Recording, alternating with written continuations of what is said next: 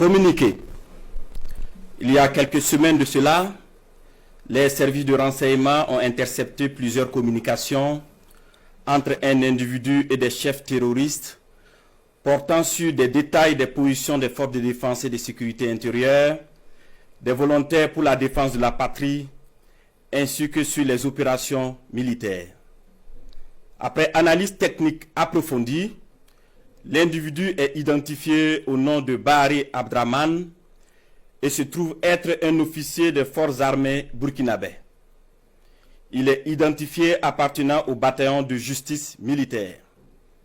La recherche d'informations sur lui dans son corps d'appartenance va permettre aux agents de renseignement de découvrir que l'officier est en situation d'absence irrégulière depuis quelques semaines et fait l'objet de procédures pour désertion. La surveillance des communications du lieutenant déserteur Bahari Abdraman va donner des liens supplémentaires qui vont intéresser les services de renseignement, notamment avec un officier des forces armées du nom de Compaoré Joani, un ancien sous-officier de l'armée burkinabè du nom de Zerbo Laoko, un officier en service au Centre intégré des opérations du Burkina Faso, le commandant Ouedraogo Frédéric, un officier des forces armées en stage dans un pays européen, mais déserteur depuis un bout de temps et ayant rejoint Abidjan du nom de Kaboré Constantin.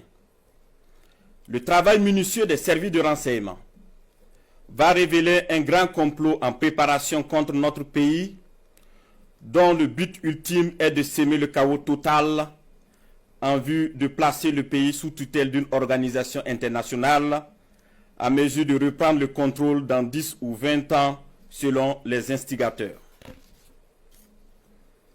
Des informations sensibles ont été passées aux terroristes en vue d'accentuer les attaques contre les forces combattantes et les civils dans le but de susciter la révolte contre les autorités. Aussi, d'autres stratégies ont été développées pour désorienter les services de renseignement afin de les amener à faire des arrestations massives au sein des forces de défense et de sécurité intérieure et espérer ainsi créer des frustrations et un sentiment de peur. La manipulation est menée également à travers des messages diffusés pour susciter injustement certains et d'autres messages envoyés à des chefs de corps pour leur faire peur en indiquant qu'ils seront arrêtés car étant sur une soi-disant liste noire. Des leaders religieux et coutumiers ont été sollicités pour convaincre certains officiers de s'engager dans cette mission funeste. Ce fut le cas malheureusement du capitaine Ouedraogo René David, en fuite actuellement. Dans le même ordre d'idée, des VDP ont été contactés pour démoraliser leurs camarades et de l'argent leur a été envoyé pour cette basse besogne.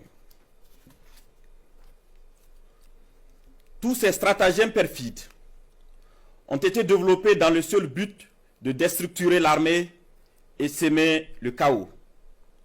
Les services de renseignement ont suivi la manœuvre qui devrait aboutir, selon le plan des comploteurs terroristes, le mercredi 16 avril 2025, à un assaut sur la présidence du Faso par un groupe de soldats recrutés par les ennemis de la nation. Cet assaut devrait être mené au même moment que plusieurs attaques terroristes d'envergure pour occuper les vecteurs aériens à défaut de pouvoir les détruire au sol.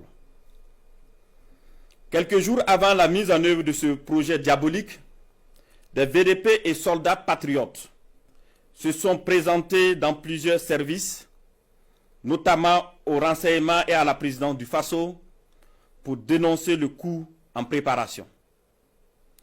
Ces dénonciations se sont poursuivies jusqu'au mardi 15 avril 2025 et ont permis d'arrêter des cerveaux de la manœuvre à Ouagadougou et d'autres en fuite vers la Côte d'Ivoire. Il faut noter que les cerveaux à l'extérieur du pays sont tous localisés en Côte d'Ivoire, y compris le nommé Bahari Abdraman. Le complot se poursuit activement depuis leur centre des opérations à Abidjan, avec pour objectif de semer le chaos au Burkina Faso avant le mois de juin. Les services de renseignement poursuivent leurs actions de surveillance et tiendront l'opinion nationale au courant de toute évolution de la situation. Plusieurs autres personnes impliquées sont suivies et assumeront les conséquences de leurs actes le moment venu.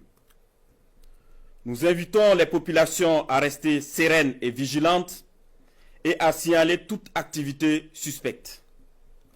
Quant aux vaillantes forces combattantes, nous les encourageons à poursuivre leur mission avec détermination tout en restant vigilantes. La patrie ou la mort, nous vaincrons.